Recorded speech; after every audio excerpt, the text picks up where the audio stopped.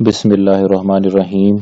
अस्सलामुअलैकुम student. Programming fundamental के lecture में हम रिलेशनल लॉजिकल ऑपरेटर और कंडीशनल स्टेटमेंट जो है वो डिस्कस करेंगे। तो रिलेशनल ऑपरेटर हमारे पास क्या होता है? रिलेशनल ऑपरेटर हमारे पास जिस तरह अगर हम मैथ में बात करते हैं तो कोई भी अगर दो वेरिएबल्स हैं उनके दरमियान तीन तरह के रिलेशन एग्जिस्ट कर सकते हैं। या तो अगर सपोज हमारे पास ए और बी दो वेरिएबल हैं तो ए और बी आपस में उनका रिलेशन ये हो सकता है कि ए इक्वल टू बी हो सकता है, या ए लेस देन बी हो सकता है, या ए ग्रेटर देन बी हो सकता है। तो हम इसको अगर मजीद थोड़ा सा देखना चाहें तो ए नॉट इक्वल टू बी भी हो सकता है, मतलब अगर इक्वल टू बी नहीं है तो definitely not equal to B भी है। इसी तरह अगर ग्रेटर देन है तो हम ग्रेटर देन इक्वल टू भी इसमें यूज कर सकते हैं। अगर लेस देन है तो लेस देन और इक्वल टू भी यूज कर सकते हैं। तो ये हमारे पास रिलेशनल ऑपरेटर का बहुत बड़ा रोल है प्रोग्रामिंग, किसी भी प्रोग्रामिंग लैंग्वेज के अंदर। क्योंकि अगर हम इसको डिसीजन मेकिंग के लिए भी यूज करते हैं, अगर हमने कहीं डिसीजन लेना हो, डिसीजन मेकिंग या लूप के अंदर अगर हमने कहीं जंप करना हो या उसको एग्जिट करना हो, तो कोई भी अगर हम प्रॉब्लम सॉल्व करते हैं प्रैक्टिकल, तो उस प्रॉब्लम के अंदर हमें रिलेशनल ऑपरेटर की जरूरत पड़ती है। तो अगर हम इक्वल टू प्रोग्रामिंग के अंदर यूज करेंगे तो उसके लिए ऑपरेटर हम डबल इक्वल का साइन यूज करेंगे। तो डबल इक्वल हमें इक्वल टू शो करवाएगा। लाइक अगर 5 डबल इक्वल 3 तो इसका मतलब है कि जो हमें ये रिटर्न वैल्यू करेगा वो 0 करेगा। तो प्रोग्रामिंग के अंदर रिलेशन अगर ट्रू है तो वो हमें रिटर्न करता है 1। अगर रिलेशन ट्रू नहीं है तो वो हमें 0 रिटर्न करता है। तो इसको हम साथ में हाईलाइटर भी ऑन कर लेता हूँ ताकि मैं हाईलाइट करके इन चीज़ों को बताता जाऊँ। अगर तो रिलेशन ट्रू है तो हमारे पास रिलेशन ट्रू के केस में रिलेशन अगर ट्रू आता है तो हमें वैल्यू जो है वो रिलेशन ट्रू के केस में 1 रिटर्न करेगा। और अगर रिलेशन हमारे पास फॉल्स आ जाता है तो फॉल के केस में अगर रिलेशन फॉल आता है तो हमें 0 रिटर्न करेगा। तो return value is equal to 0 होगी। तो रिलेशन ऑपरेटर में अगर डबल इक्वल हम यूज करते हैं तो डबल इक्वल टू के लिए यूज करते हैं। जैसे यहाँ पर 5 डबल इक्वल टू 3 तो ये हमें वैल्यू रिटर्न करेगा, वो 0 रिटर्न करेगा। इसी तरह अगर हम ग्रेटर यूज करते हैं तो ग्रेटर देन के लिए हमें ये वैल्यू इक्वल टू 1 आएगी। जैसे 5 ग्रेटर देन 3 तो 5 ग्रेटर देन 3 ये ट्रू है, ट्रू के केस में हमें ये 1 रिटर्न कर रहा है। इसी तरह लेस देन का साइन, ये लेस देन हम यूज करेंगे, जो मैथ के अंदर भी डेफिनेटली हम यही यूज करते हैं। तो लेस देन के लिए 5 लेस देन 3, सो ये 5 लेस देन 3 नहीं है तो इसका मतलब है कि ये ट्रू नहीं है। जब ये ट्रू नहीं होगा तो ये हमें 0 रिटर्न करेगा। नॉट इक्वल टू के लिए हम ये एक्सक्लेमेटरी साइन और साथ इक्वल टू का साइन यूज करते हैं जो कि नॉट इक्वल को शो करता है। तो 5 not equal to 3, yes 5 not equal to 3, तो ये एवेल्युएट करने के बाद हमें 1 रिटर्न करेगा। तो ये जो 5 और 3 हम यहाँ पर यूज कर रहे हैं, ये ए और बी वेरिएबल के अंदर वैल्यू पास हो चुकी हैं।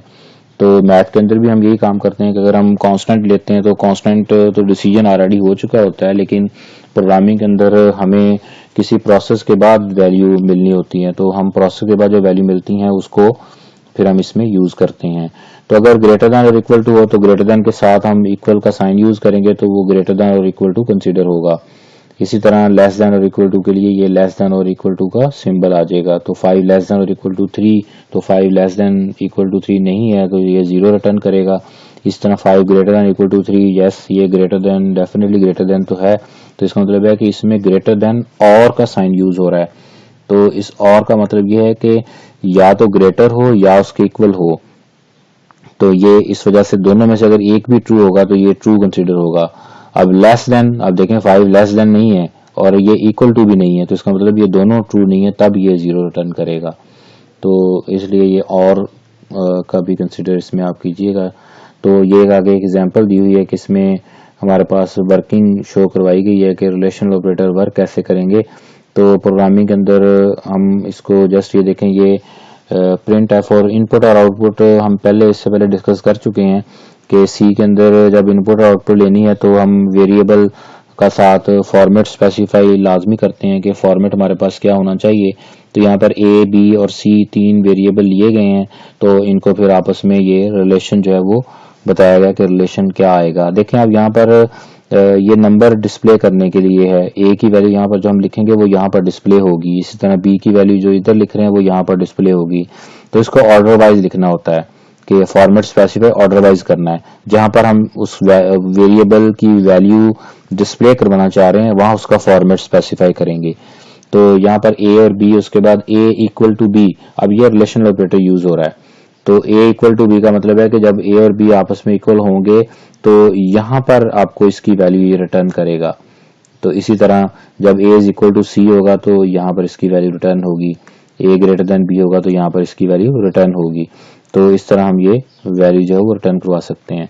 तो अब इसको हम सिलेक्ट कर लेते हैं। सिलेक्ट करने के बाद इसको कोड को रन करके देख लेते हैं इसकी वर्किंग, ताकि हमें इसकी वर्किंग जो है वो प्रॉपरली शो हो जाए। तो मैं ये कोड पूरा इसका यहाँ से कॉपी कर लेता हूँ।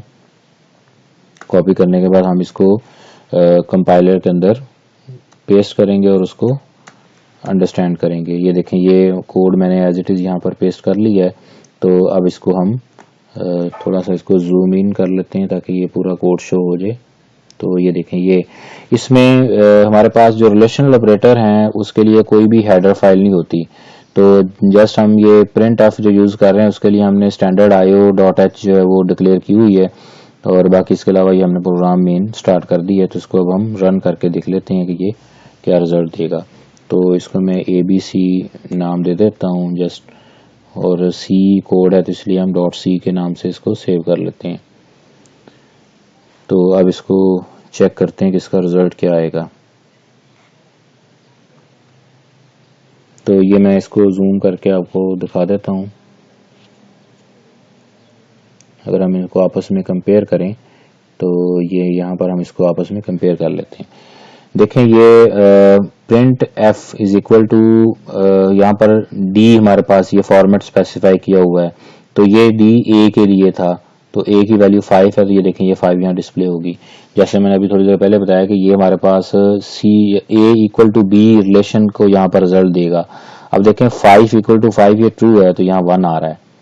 इसी तरह ए इक्वल टू सी, तो ए इक्वल टू सी तो नहीं है, तो इसका मतलब है कि यहाँ 0 आना चाहिए। ये देखें ये 0 आ रहा है।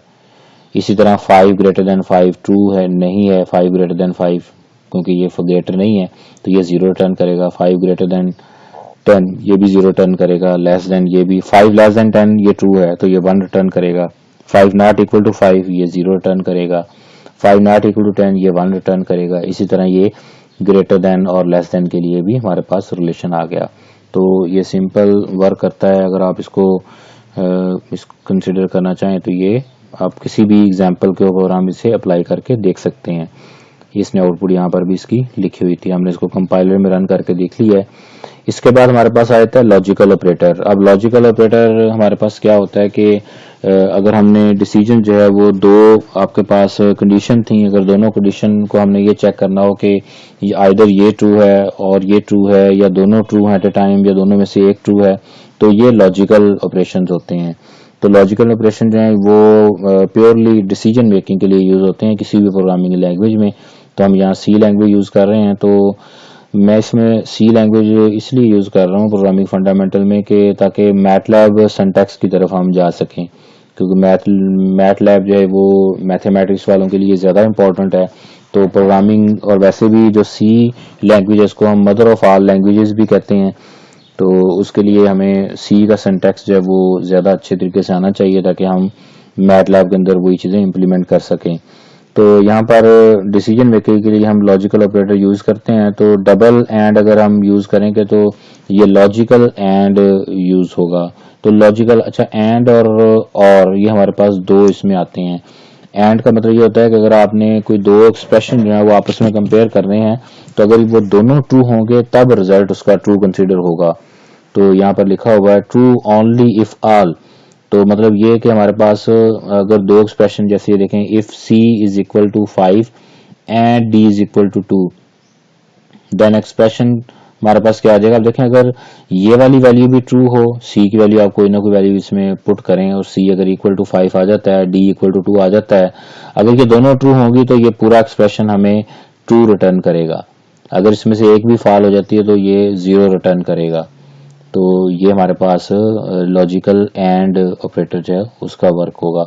इसी तरह हमारे पास अगर हमने किसी एक से काम लेना हो तो फिर क्या करेंगे, लाइक हमने अगर लॉजिकल और करवाना हो, लॉजिकल और का मतलब ये होता है कि दोनों में से अगर एक भी ट्रू हो जाए तो हमारे पास वो वैल्यू ट्रू होगी। जैसे अब ये देखें expression c is equal to 5 और d इज इक्वल टू 5।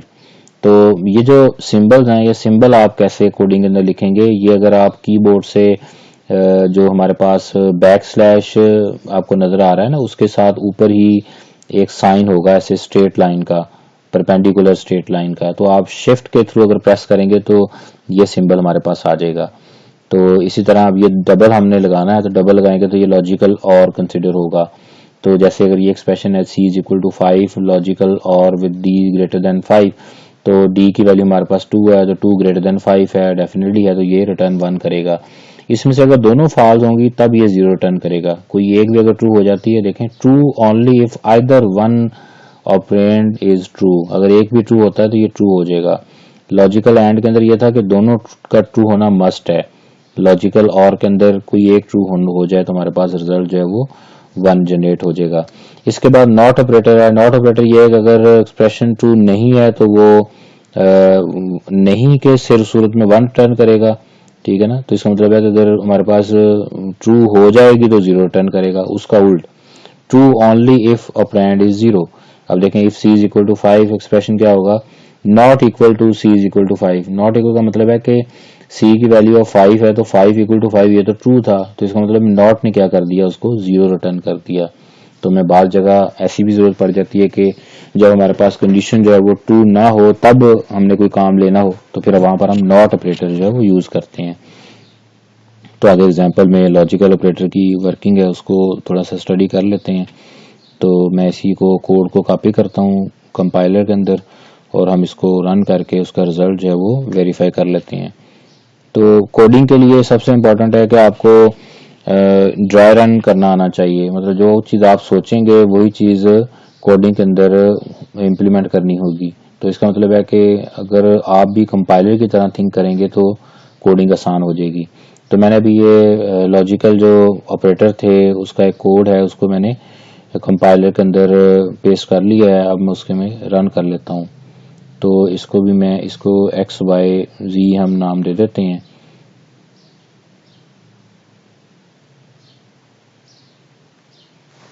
ये मैंने इसको भी रन कर दिया है। तो अब इसको मैं थोड़ा जूम कर लेता हूँ।